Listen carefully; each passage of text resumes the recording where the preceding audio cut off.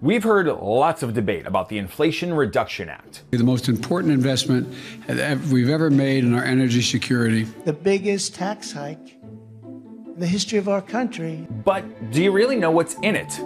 Let's break it down. The Inflation Reduction Act, also known as the I.R.A., committed $500 billion over the next 10 years toward clean energy and healthcare investments. We're talking about tax credits for electric vehicles, for improving your home energy consumption, and for companies that produce renewable energy.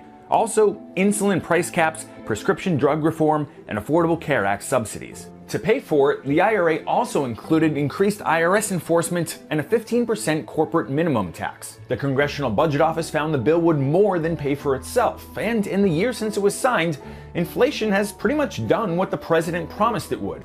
This bill will, in fact, reduce inflationary pressure on the economy. We're back close, once again, to the Fed's 2% inflation target. But economists have been skeptical about attributing any drop in our inflation rate to the Inflation Reduction Act. In fact, not even President Biden appears to be making that claim anymore. At a recent fundraiser, he said, quote, "I wish I hadn't called it the Inflation Reduction Act because it has less to do with reducing inflation than it has to do with providing alternatives that generate economic growth." Wind energy is cheaper than fossil fuels.